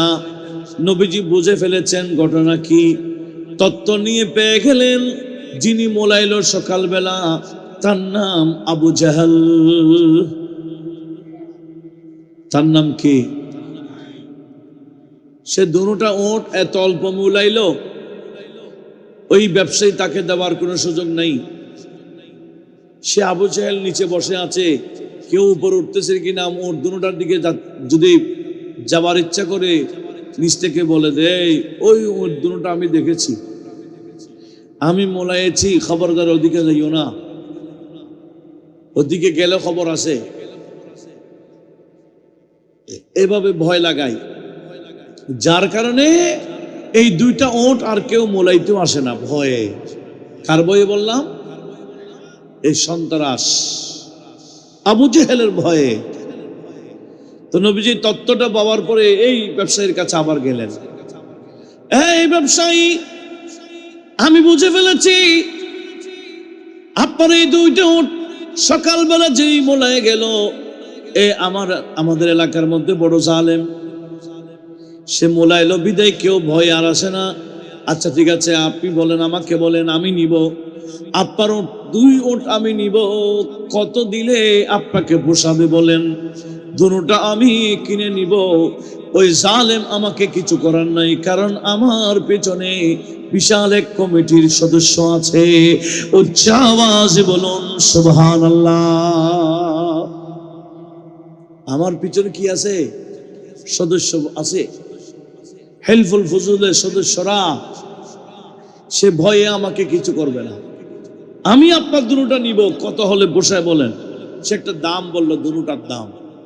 ঠিক আছে, আমি ঘরে যাচ্ছি, আমার চাচা আছে, আমার চাচা থেকে ওই পয়সাগুলো এনে আপনাকে দিচ্ছি, ওর 2টা আমি নিব। নবীজি ঘরে আসলেন, চাচা আবু তালেবের কাছে গিয়ে বললেন, চাচা, আবু জেহেল মানুষের উপর জুলুম করছে, এভাবে ওর 2টা বিক্রি করতে পারতেছে না, তার জুলুমের কারণে আমি চাই 2টা ওট আমি নিব, আমি এটা অন্য জায়গায় বিক্রি করে চাচা আপনার পয়সা আপনাকে ফেরাই দিব, আপনি আমাকে কিছু টাকা দেন, আমি যাতে ওই ওটগুলা কিনতে পারি। দিনার দিরহাম যেগুলাই ছিল দাদা চাচার থেকে নবীজি নিলেন, নিয়ে ওই ব্যবসায়ীকে হাতে উঠাই দিয়ে ওট 2টার রশি ধরে নবীজি নামতেছেন। আবু জেহেল দেখতেছে কে ওটগুলা নিল, দেখতেছে মুহাম্মদ বিন আব্দুল্লাহ সাল্লাল্লাহু আলাইহি ওয়াসাল্লাম ওট নিচ্ছে। এখন নবীকে কিছু বলার সুযোগ আবু জেহেলের নাই, কারণ নবীজি তখন একা ছিলেন না, বিশাল একটা যুব গোষ্ঠী আমাদের নবীর পিছনে থাকতো। জোরে বলুন সুবহানাল্লাহ। যুবকরা চাইলে সমাজ পরিবর্তন করতে পারে কিনা? এখন তো যুবকরা কেমন হয়ে গেছে, যারা ভালো একটা জামা পরার পয়সা ছিল না, এখন ওই যুবকরা এক একটা জামা পরে 10,000 টাকার, সব আঙ্গুল ফুলে কি হয়ে গেছে, হয় নাই? হ্যাঁ, ইল্লা মাশাআল্লাহ, কিছু আছে ভালো, কিছু আছে যে ভালো, কিন্তু অধিকাংশ কি আঙ্গুল ফুলে কালা গাছ। কেউ মানুষের স্বার্থে কাজ করে না, সে নিজের স্বার্থেই কাজ করে, নিজেকে নিজের পকেট ভারী করার জন্যই কাজ করতে যাচ্ছে। কথা বলুন ঠিক কিনা? আসুন, মানুষ সেবা করার সে প্রতিজ্ঞা নেন, মানুষের সেবা করুন, মানুষের উপর ন্যায় করুন, ন্যায় প্রতিষ্ঠা করুন, দেখবেন শান্তি এখানেও আছে ওখানেও থাকবে। বলেন ইনশাআল্লাহ। তো নবীজি ওট দুটোটা যখন নিয়ে আসতেছেন, আবু জাহেল কিছু বলার সাহস আছে? তো নবীজি কি করলেন, আর একটা বাজার এনে দিয়ে বাজারে দুইটা ওট নিয়ে গেলেন, নিয়ে দুটোটা ওট বিক্রি করে দিলেন। কিরকম? দুইটা ওই মানুষ থেকে দুটোটা যত টাকা দিয়ে কিনেছিলেন, নবীজি আর একটা মার্কেটে বাজারে গিয়ে তত দামে একটা বিক্রি করে দিলেন। জোরে বলুন সুবহানাল্লাহ। ধরেন 1000 দিনার দিয়ে দুটোটা কিনছেন, অন্য বাজারে গিয়ে নবীজি কি করলেন, একটা বিক্রি করেছেন 1000, আর একটা পুরো লাভ না? কথা বলেন। একটা বিক্রি করে যার টাকা পাইছে এটা তো চাচার টাকা, এগুলো আলাদা করে হেফাজতে রাখলেন, এগুলো আমার চাচাকে ফেরাই দিতে হবে। আর এখন তো টাকা নিতে পারলে হয়, বলে চাচা কিছু টাকা দেন, আমি ব্যবসা করব। হ্যাঁ, চাচাও সুন্দর করে ব্যবসা করার জন্য বাতিজাকে টাকা দিছে। এখন ওই বাতিজা চাচা এই টাকা দেওয়ার কারণে একে অপরের দুশ্মন হয়ে গেছে। কথা বলুন ঠিক কিনা? চাচা যখন বাতিজা থেকে টাকা খুঁজতে যায়, তখন বাতিজা হাতে পিস্তল নিয়ে বলে খবরদার। এরকম আছে কিনা? এগুলা কিয়ামতের ময়দানে বড় বড় ফকির হয়ে যাবে। দুনিয়াতে যারা মানুষের উপর জুলুম করে, এমনকি একটা আপনি থাপ্পড় দিছেন, এটার বিনিময়ে কিয়ামতের ময়দানে সওয়াব দিতে হবে। একটা কাউকে গালি দিয়েছেন, গালির বিনিময়ে কিয়ামতের ময়দানে সওয়াব দিতে হবে। আপনার কাছে সওয়াব না থাকলে তার গুনাহ নিতে হবে, যে কোন একটা বড় কথা বললে আমরা তো আরেকজনকে থাপ্পড় দিয়ে মনে করি আমি একটা কিছু হয়ে গেছি। এটা মনে করিয়েন না, এই থাপ্পড়ের বিনিময়ে কি দিতে হবে? সওয়াব দিয়ে ফেলতে হবে। সওয়াব না থাকলে যাকে থাপ্পড় দিয়েছেন তার গুনাহ আপনাকে নিতে হবে। আল্লাহ এই বিষয়গুলা সবাইকে বুঝে নেওয়ার তৌফিক দিক, আমিন বলেন। তো নবীজি কি করলেন, চাচার টাকা আলাদা করে রাখলেন, রাখার পরে আর একটা বিক্রি করে ফেললেন। ওই আরেকগুলোর টাকা নবীজি নিজের পকেটে নেন নাই, বলে ব্যবসা করে আমার উদ্দেশ্য ছিল না, আমার উদ্দেশ্য ছিল আবু জেহেলের টেন্ডারবাজি বন্ধ করা, তার সন্ত্রাসী জবাব দেওয়া। আমি তো ব্যবসা করা আমার নিয়ত ছিল না, যার কারণে দ্বিতীয় ওট বিক্রি করে যা পেয়েছেন নবীজি পকেটে নেন নাই, এলাকার গরীব মিসকিনের মাঝে বন্টন করে দিলেন। এগুলো মানুষের মাঝে কি করে দিলেন? বন্টন করে দিলেন। মানুষকে সাহায্য করা, এটা আমার নবীজির অনেক বড় আদর্শ ছিল। সেজন্য সর্বপ্রথম নবীজির কাছে যখন ওহী নাযিল হয়েছিল, নবীজি যখন এই জিম্মাদারি কিভাবে আদায় করবেন একটু ভয় পাচ্ছেন। এত বড় জিম্মাদারি, পরিবেশ নাই, চতুর্দিকে মূর্তি পূজারক, সেখানে এক আল্লাহর কিভাবে দাওয়াত দিব? হ্যাঁ, আরো বিশাল জিম্মাদারি, এটা কেমনে আদায় করবেন? নবীজি ভয় পাইছিলেন। তখন খাদিজাতুল কুবরার কাছে গিয়ে বলেছেন, আমাকে কম্বল দাও, আমাকে কম্বল দাও, আমি একটু রেস্ট করি। তখন খাদিজাতুল কুবরা নবীজিকে বলেছেন, হে আমার স্বামী, আপনাকে আল্লাহ কখনো আপনাকে লাঞ্ছিত করবেন না। যে আল্লাহ আপনাকে জিম্মাদারি দিয়েছেন, ওই আল্লাহ আপনাকে জিম্মাদারি আদায় করার ক্ষমতাও দিবেন। তাহলে নবীজি ভয় পেয়েছেন জিম্মাদারি আদায় করার বিষয়ে। আমাদের দেশে অনেক বন্ধুরা বলতে চায় জিবরিলকে দেখে নবীজি ভয় পাইছে, জিবরিল আমিনকে দেখে নবী নাকি কি হয়েছেন? ভয় পেয়েছেন। আর খাদিজাতুল কুবরা কি বলতেছেন? বলে আপনি ভয় করার দরকার কি? যিনি জিম্মাদারি দিয়েছেন উনি জিম্মাদারি আদায় করার ক্ষমতাও দিবেন। আল্লাহ আপনাকে কখনো লাঞ্ছিত করবেন না। একটু জোরে বলি কেন? আপনার কাছে এমন কিছু গুণ আছে যে গুণ থাকলে রব্বুল আলামিন এই গুণের অধিকারী যারা তাদেরকে লাঞ্ছিত করে না। এক নম্বর, আপনি ইন্নাকা লাতাসিলুর রাহমা, আপনি তো আত্মীয়তার বন্ধন ঠিক রাখেন, আপনি আত্মীয়তার বন্ধন ক্যান্সেল করেন না। ওয়াতুকরিউদ দায়ফা, আপনি মেহমানকে মেহমানদারি করেন, মেহমান নামাজি করেন। ওয়াতুহমিল কাল্লা, আপনি অন্যজনের বোঝা হালকা করে দেন, অন্যজনের বোঝা আপনি হালকা করে দেন। ওয়াতুইনু আলা নামাইবিল হক, সব সময় আপনি মানুষকে সহযোগিতা করে যান। এই গুণ যাদের থাকে আল্লাহ কখনো তাদেরকে লাঞ্ছিত করে না।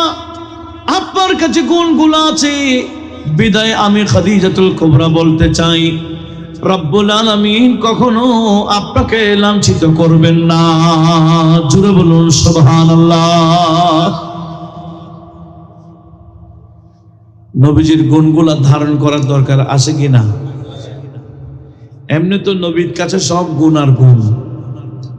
আমাদের দেশে কিছু মূর্খ আছে, এরা কিছু বই লিখছে, আপনাদের মনোযোগ আছে? এই দরবার থেকে আপনাদেরকে কিছু বই উপহার দেওয়া হয়েছে নাকি? এগুলা কিতাব, এই যে 3টা কিতাব আপনার অনেকে যারা পড়তে জানেন তারা নিবেন, দরবার থেকে নেওয়া হয়। যেমন নাকি আল্লামা সুয়ুতির কিতাব, এখানে বেশ কিছু ছোট ছোট রেসালা, ছোট ছোট আল্লামা সুয়ুতি বেশ কিছু রেসালা রেখেছেন। এমনি তো ওনার 600-এর উপরে কিতাব আছে। তার মধ্যে একটা কিতাব হচ্ছে আম্বাউল আসকিয়া ফি হায়াতিল আম্বিয়া, মানে নবীরাও যে কবরে জিন্দা, এই বিষয়ে আল্লামা সুয়ুতির একটা কিতাব। হুসনুল মাকসাদ ফি আমলিল মাওলাদ, অর্থাৎ নবীজির মিলাদের উপর অনুষ্ঠান করা, এই বিষয়ে আল্লামা সুয়ুতির কিতাব। এভাবে বেশ কয়েকটা ছোট ছোট রেসালাকে একসাথে করে এই কিতাবটা বাংলা করেছেন। আমাদের জামিয়ার এককালীন ছাত্র ছিলেন, এখন বর্তমানে বরুড়া কামিল মাদ্রাসার মুহাদ্দিস, ওনার নাম মুফতি মোহাম্মদ মাসুম বিল্লাহ হানফি।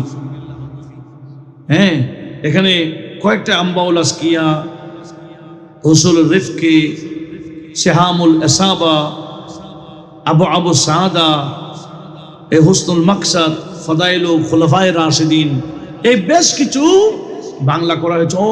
অতীব প্রয়োজন এই কিতাবটি, আল্লামা সুয়ুতির কিতাব আপনাদেরকে দেওয়া হচ্ছে। আমাদের আজকের সম্মানিত অতিথি বোয়ালখালী, যিনি ব্যাপক খেদমত আঞ্জাম দিয়েছেন আহলে সুন্নাহ ওয়াল জামাতের, এদিকে চলুন।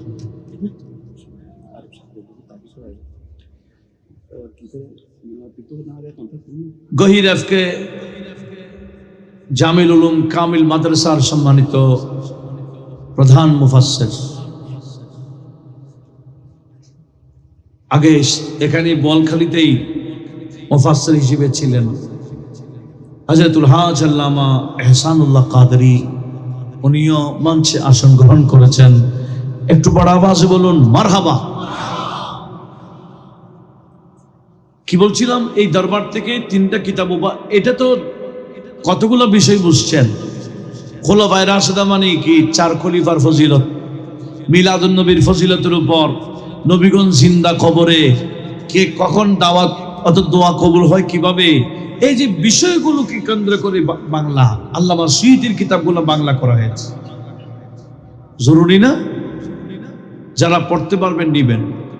গৌসুল আজম জিলানীর দরবার যখন গোলাম সবাই, তো গৌসুল আজমের সম্পর্কে এটা শেখ আব্দুল হক মুহাদ্দিস দেহলভী, যার অবদানে ভারতবর্ষে ব্যাপকভাবে নবীজির হাদিসের চর্চা হয়েছে। শেখ আব্দুল হক মুহাদ্দিস দেহলভী, উনি গৌসে পাকের শানে আলাদা কিতাব লিখেছেন। সেই কিতাবটা বাংলা করা হয়েছে, এটার নাম দিয়েছে গৌসুল আজম। এটা আপনাদেরকে উপহার দেওয়া হচ্ছে। আরেকটা মা বোনদের জন্য রাবিয়া বসরির জীবনী খুবই জরুরি। এই 3টা কিতাব এখানে দেওয়া হচ্ছে। এটা বিশাল একটা খেদমত। বিশাল একটা খেদমত। কারণ আমরা যেটা ওয়াজ করছি এটা বাতাস হয়তো আপনাদের মনে থাকতেও পারে, নাও থাকতে পারে, কিন্তু ঘরে যদি কিতাব থাকে আপনি পড়ার পরে বলে হ্যাঁ এই বিষয়ে আমি দলিল পেয়ে গেছি, নবীগণ কবরের ভিতরে জিন্দা, এটার উপর আমার কাছে কিতাব আছে। মিলাদুন নবী অনেক ফজিলতের কাজ, এটার উপর আমার আল্লামা সুয়ুতীর কিতাব আমার কাছে আমার ঘরে আছে, আপনি দলিল দিতে পারবেন। কথা বলুন ঠিক কিনা? তাহলে এগুলা তো স্থায়ী খেদমত। তো আমি তো অনেক দূরে চলে যাচ্ছি। এইভাবে আমার নবীজির আদর্শ যদি বাস্তবায়ন করা যায়, সমাজের মধ্যে শান্তি অবশ্যই প্রতিষ্ঠিত হবে। কিভাবে? নবীজির আদর্শের মাধ্যমে। কথা বলুন ঠিক কিনা? যেভাবে আমাদের নবী হিলফুল ফুজুল গঠন করার মাধ্যমে যত অন্যায় অবিচার সব দাফন করে ন্যায় সমাজ, শান্তির সমাজ নবীজি প্রতিষ্ঠা করেছেন। একটু জোরে বলুন মারহাবা। আল্লাহ আমাদের বিষয়গুলা ধারণ করে আমল করার তৌফিক দান করো। একটু বড় আওয়াজে দরুদ শরীফ পড়বেন। আল্লাহুম্মা সাল্লি আলা সাইয়্যিদিনা মুহাম্মদ নাবিয়িনা শাফি'না ওয়া আলা আলি সাইয়্যিদিনা। এতগুলো মানুষ একটু মহব্বতে পড়েন না। আল্লাহুম্মা সাল্লি আলা সাইয়্যিদিনা মুহাম্মদ নাবিয়িনা শাফি'না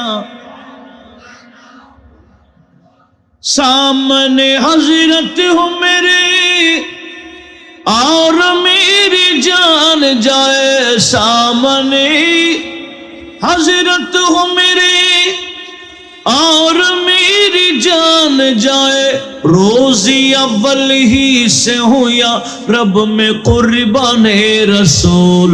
अल्लाहुम्मा नबीना शफीअना, जान तुझ में आएगी बेजान पढ़नाते नबी, जान तुझ में आएगी बेजान पढ़नाते नबी, हक ताला खुद ही पढ़ता नाते दर्शाने रसूल। अल्लाहुम्मा नबीना शफीअना, वो हबीब किबरिया है रहमतुल लिल आलमीन, लुत्फ फरमाते हैं सब पर ये है पहचाने रसूल। अल्लाहुम्मा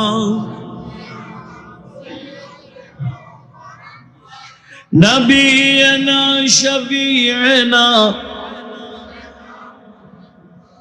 আমি কি বলতে চেয়েছিলাম? আমাদের নবী যে আদর্শ আমাদেরকে উপহার দিয়েছেন, যে আদর্শকে সামনে রেখে সুন্দরভাবে ন্যায় প্রতিষ্ঠা করেছেন, আমরা এগুলাকে ধারণ করা ছাড়া বিকল্প কোনো রুট নাই। শান্তি প্রতিষ্ঠা করার জন্য আর কোনো রাস্তা নাই, একটাই রাস্তা, সেটা হচ্ছে নবীজির অনুসরণ, নবীজির পিছে পিছে চলা। আল্লাহ আমাদের সবাইকে সেই নবীজির পিছে চলে চলে এখানেও শান্তি আখিরাতেও শান্তি অর্জন করার তৌফিক দিক। আমিন বলেন। শুধু তাই না, এভাবে আমার নবীজি 35 বছর থেকে 40 বছর পর্যন্ত 5 বছর আরবের যত অন্যায় অবিচার সবগুলোকে দুর্বৃত্ত করা শুরু করলেন, ন্যায় প্রতিষ্ঠা করা শুরু করলেন। 40 বছর যখন বয়স হয়ে গেল, এবার আমার আল্লাহ যখন নবীজির কাছে ওহী নাযিল করেছেন, ওই হিলফুল ফুজুলের বাহিনীরা আমাদের নবীর উপর আস্থা রাখে না, বলে না না, এতদিন আপনি যা করেছেন আপনি যে নবী, আপনি যে রাসূল, এগুলা আমাদেরকে বলেন নাই। এক খোদার দিকে এতদিন আপনি আহ্বান করেন নাই, এখন যখন এক খোদার দিকে আহ্বান করছেন, আমাদের বাপ দাদা ধর্ম ছেড়ে দিয়েছেন, আমরা আপনার কমিটিতে নাই বলে এই হেল্পফুল ফজলের কমিটির সদস্যরা কমিটি ভেঙ্গে নবীকে একা করে আপন আপন বাড়িতে চলে যায়। জোরে বলুন নাউজুবিল্লাহ।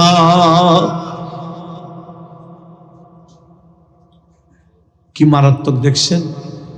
এতদিন নবীজির পিছে পিছে চলে গোটা আরবের মধ্যে অন্যায় সব দুর্বৃত্ত করলেন, ন্যায় প্রতিষ্ঠা করলেন। এখন নবীজি যখন এক খোদার ইবাদতের দিকে ডাকলেন, উনি যে আল্লাহর পক্ষ থেকে রাসূল এটা বললেন, এখন আরবের মানুষ নবীকে মানতে আর রাজি না। বড় আওয়াজে বলবেন না নাউজুবিল্লাহ। দেখেন, এরপরও নবীজি বলে কমিটি চলে যাক, আমি আমার ন্যায়ের পক্ষে আন্দোলন করে যাব। একটু বলি না সুবহানাল্লাহ। কিরকম জানেন? এক এতিম বাচ্চা নবীজির ঘরে আসছেন। এতিম, বাবা মারা গেছে। নবীজির কাছে এসে বলছেন, ওগো আলামিন, আমার বাবা তো মারা গেছেন। আমার বাবা মারা যাওয়ার সময় অনেক সম্পত্তি রেখে গেছেন, সব আমরা ছোট ছিলাম বিদায় আবু জেহেলকে আমানত দিছিলেন আমাদের সম্পত্তি। এখন আমরা তার কাছে গেলে আমাদেরকে ধাক্কা দেই। কে? কথাটা একটু লক্ষ্য করুন। আমাদের হক আমাদের বাবা রেখে গেছেন তার কাছে আমানত, আমরা আমাদের হকের জন্য গেলে আমাদেরকে ধাক্কা দেই। ওগো আলামিন, আমাদের সম্পত্তিগুলো একটু উদ্ধার করে দেন। তখন নবীজির পিছনে বাহিনী নাই, হেল্পফুল ফজলের কমিটি নাই। নবীজি বলেন নাই কই আমার পিছনে কমিটি যারা ছিল এটা চলে গেছে, আমি পারবো না, এরকম বলেন নাই। বরঞ্চ নবীজি এতিম বাচ্চার হাত ধরে বললেন, চলো আবু জেহেলের বাড়িতে আমিও যাব, তোমার হক উদ্ধার করে দিব। জোরে বলুন। নবীজির বাড়ি আবু জেহেলের বাড়ি পাশাপাশি ছিল। এতিম বাচ্চার হাত ধরে নবীজি আবু জেহেলের ঘরের সামনে দাঁড়িয়ে তার ঘরের দরজায় আঘাত করলেন। আবু জেহেল বের হলো, বের হতে দেখলেন নবীজির হাতে ওই এতিম বাচ্চা, যার হক তার ঘরে রয়েছে। তো নবীজি বললে, আবু জেহেল, এতিম বাচ্চার বাবা তোমার কাছে কি কি আমানত রেখেছিল, তাড়াতাড়ি এনে এতিমের হাতে এখন উঠাইয়া দাও। এই মুহূর্তে এতিমের হক এতিমের হাতে উঠাই দাও। সে কাঁপতে কাঁপতে ভিতরে গেলেন। নবীজিটা বলার সাথে সাথে খাওয়া শুরু করলো। আচ্ছা বলেন তো, নবীজির পিছনে কি কমিটি আর আছে? এখন তো নাই। তাবলীগ করার পর, ইসলামে দাওয়াত দেওয়ার পরে, এক আল্লাহর ওয়াহদানিয়তের দাওয়াত দেওয়ার সাথে সাথে এই কমিটি হেল্পফুল ফজল কমিটিটা ভেঙ্গে চলে গেল। কিন্তু নবীজি এরপরে এতিম বাচ্চাকে নিয়ে যখন আবু জেহেলকে বলল, সে কাঁপছে, খেপে খেপে ভিতরে গিয়ে গিয়ে এতিমের হক যা যা ছিল সব এনে এতিম বাচ্চার হাতে ওটাই দিতে বাধ্য হয়ে গেল।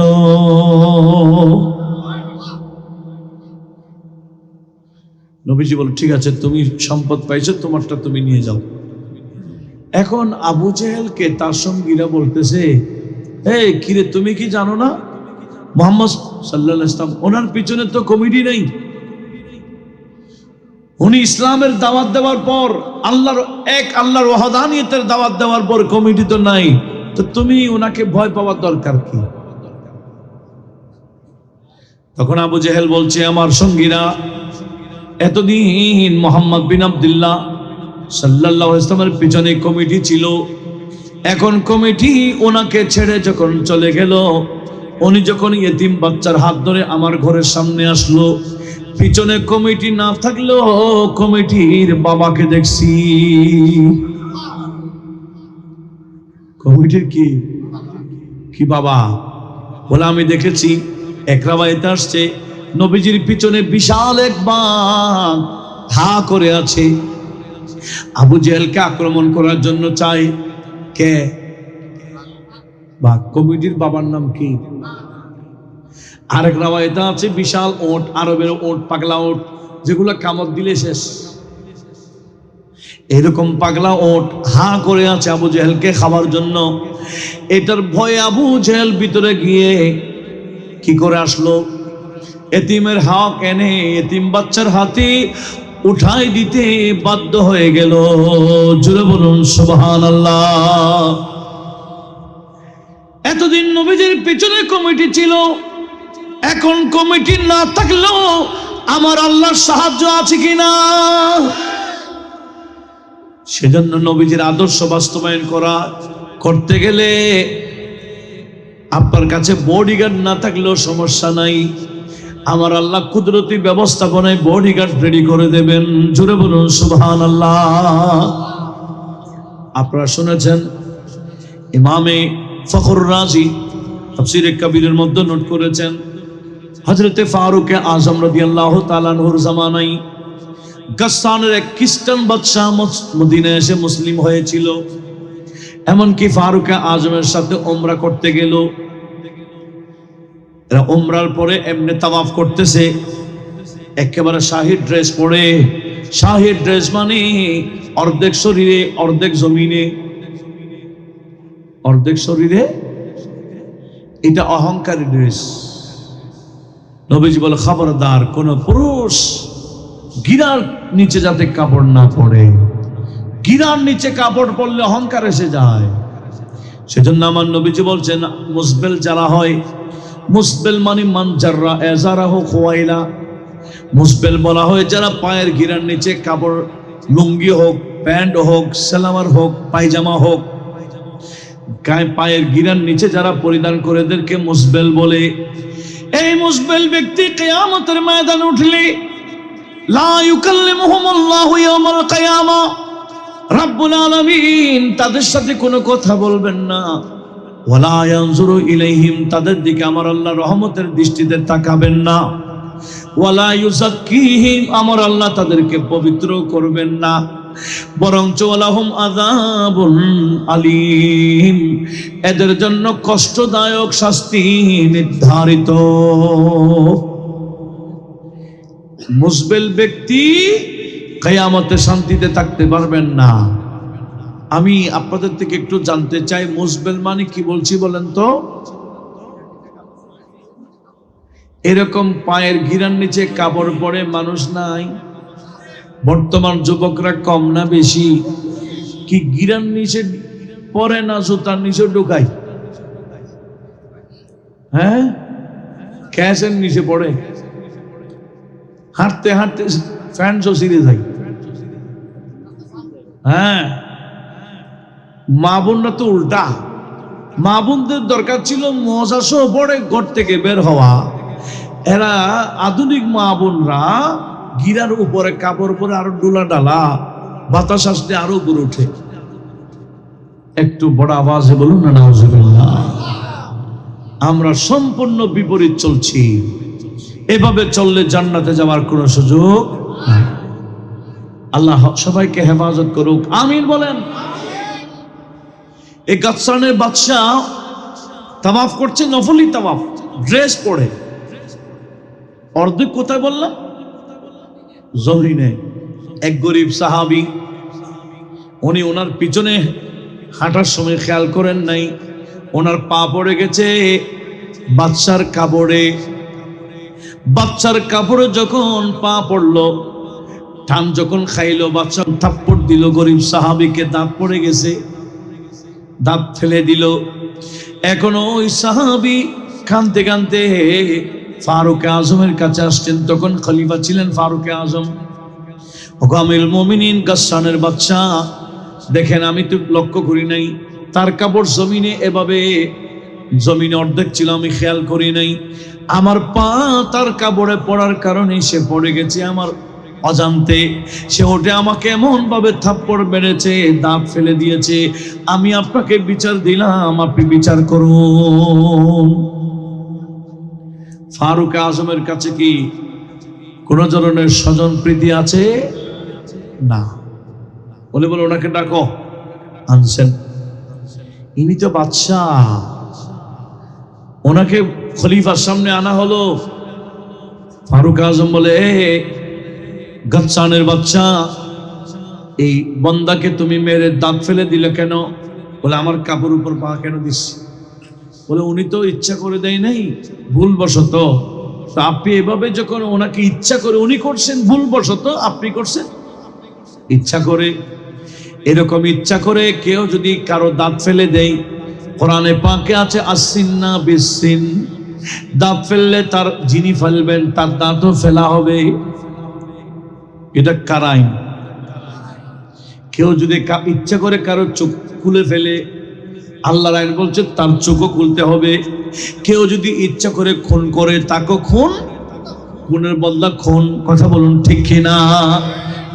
আজকে দেখুন ঘরের ভিতরে ঢুকে সবে করে দিচ্ছে, খুন করে ফেলতেছে, রাস্তায় সবার সামনে কুপিয়ে হত্যা করে ফেলতেছে। কোনো বিচার? বিচার না থাকলে অন্যায় কমে না বাড়ে? আমার আল্লাহ বলে, ওফিল কাসাসি হায়াতুন, যদি খুনের বদলা খুন হতো এতগুলা খুন আর হইতো না। আজকে ব্যাপকভাবে খুনাখুনি চলছে কেন? বিচার নাই বিদায়। কথা বলুন ঠিক কিনা? বিচার হলে কখনো কেউ খুন করার সাহস পাইতো না। এখন তো খুন করে টেনে দিয়ে ওপেন সবার থেকে সবার সামনে মেরে চলে যাচ্ছে, আছে না? আল্লাহ সবাইকে ইসলাম বোঝার তৌফিক দান করুন। ইসলামের বাইরে গেলে আর কোনো শান্তি না, এটাই বাস্তব। অনেকে তো আবার ইসলামের নাম দিয়ে খুন করে, নাই? আছে না? নাম ইসলাম, কিন্তু খুন করার মধ্যে কয় নম্বরে? এরা হেসে হেসে মেরে ফেলতে পারে, হেসে হেসে আপনাকে টানে দিবে, হেসে হেসে সবে করে দিবে, কোনো ব্যাপার না। হুজুর বলছেন খারিজিদের বড় মারাত্মক আরামত হলো এদের কলব হলো বাঘের মতো।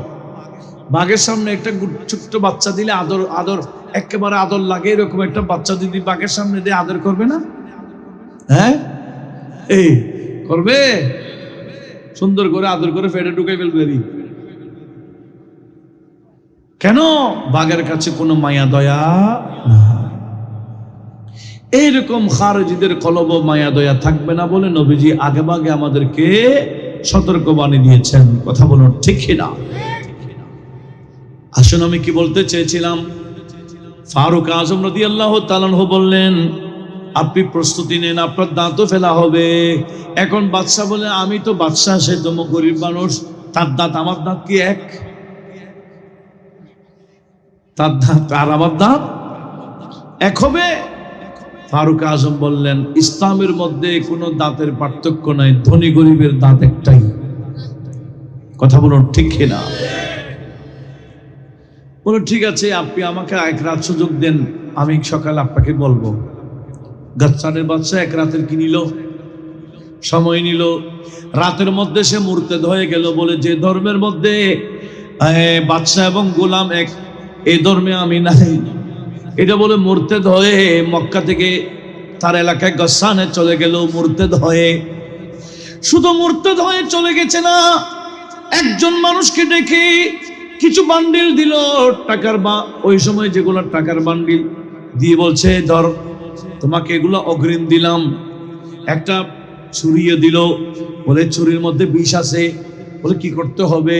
বলে তুমি মদিনায় যাবা, হযরতে ওমরের কোনো বডিগার্ড নাই, তুমি ওনার কাছে গিয়ে কালমা পড়বা, মুখ থেকে কলব থেকে না। হযরতে ওমরকে কোথাও একা পাইলে ছুরিটা ঢুকাই দিলে হবে। এই ছুরি ঢুকাই দিলে উনি মরে যাবে, কারণ ছুরির ভিতরে কি বিষ মাখা ছুরি, এটা ঢুকাই দিতে পারলে হবে। এতটুকু কাজ করলে তুমি যদি আমার কাছে আরো আসো, আবার আসলে তোমার জন্য অনেক বান্ডিল রেডি করব। জোরে বলুন নাউজুবিল্লাহ। ফারুক আজমকে মারার জন্য ভাড়াটি ঠিক করছে। এখনো খুনি আছে না, ভাড়া করে অমুককে মেরে ফেলে এত লক্ষ টাকা দিব, চলছে কিনা? এই যে হাদি একটা ছেলেকে খুন করছে, এটাকে এমনি এটা টাকার বিনিময়ে। খেলা কিসের? হায় রে, এরা কিয়ামতের ময়দানে উঠবে না? উঠবে কি না? এই ভয় তো কারো কাছে না। আল্লাহ সুন্নি প্রার্থীগুলাকে হেফাজত করুক। সুন্নিদের হাতে কি অস্ত্র আছে? সুন্নিরা অস্ত্রের বিশ্বাসী নয়।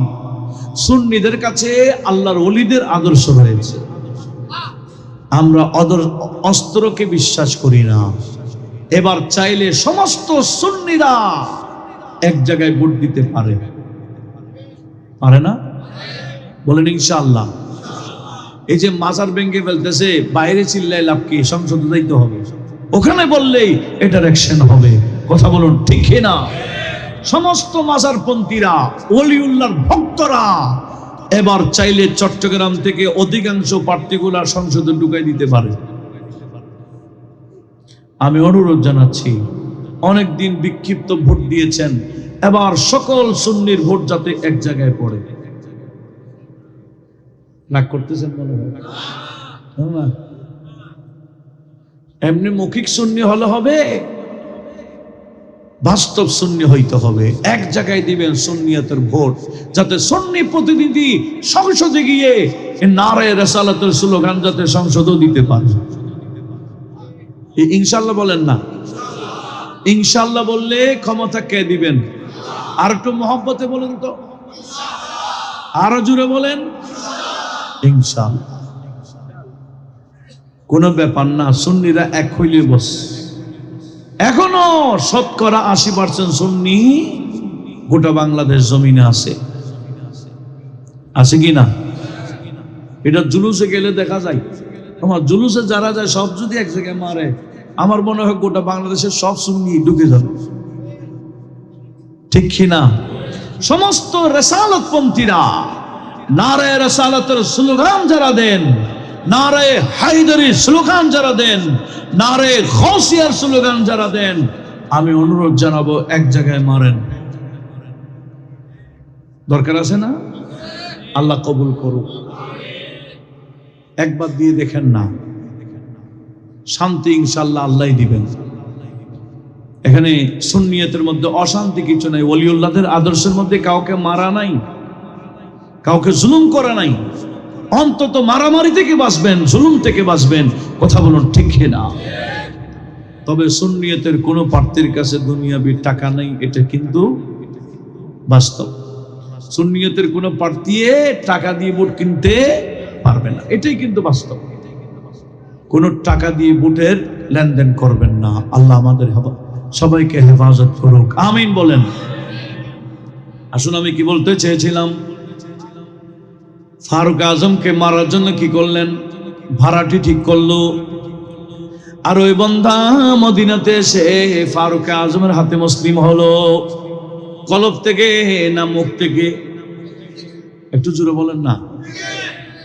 উপরে মুসলমান, ভিতরে কি মুনাফিক, এরকম আছে না? উপরে মুসলমান, ভিতরে বেঈমান। ফারুক আজমের হাতে মুসলমান হওয়ার পর খুব বেশি ভক্তি দেখাচ্ছে, নামাজে পাক্কা। এমনকি জেহাদে ডাক দিলে জেহাদও চলে যায়। আচ্ছা, চেনার কোন সুযোগ আছে? হ্যাঁ, মুখে দাঁড়িয়ে আছে, মাথায় টুপি আছে, নামাজ আছে, কালাম আছে, জেহাদেও যায়, রোজাও রাখে, চেনার কোনো উপায় নাই। কিন্তু সে বসে আছে, কখন ফারুক আজমকে একা পাবে, কি ঢুকাই দিবে। এক যুদ্ধতে ফারুক আজমের সাথে গেলেন, মুসলিম মিল্লাতের সাথে জিহাদে গেল। ওই জিহাদ থেকে আসার সময় একটা মাঠে ফারুক আজম বললেন, এই জায়গায় তাবু কেটে ফেলো। তাবু যখন গানলেন, ফারুক আজম বললেন, তোমরা সবাই তাবুর মধ্যে ঘুমাও। ওই যে একটা গাছ দেখতেছি, গাছের নিচে আমি ঘুমাবো। জোরে বলুন সুবহানাল্লাহ। ফারুক আজম একা কোথায়, আর বাকি সৈন্যরা? ফারুক আজমের কোনো বডিগার্ড নেই, অথচ গোটা অর্ধজাহানের খলিফা। এখন তো একটু নেতা হইলে আগে পিছিয়ে ফালসার কয়টা থাকে?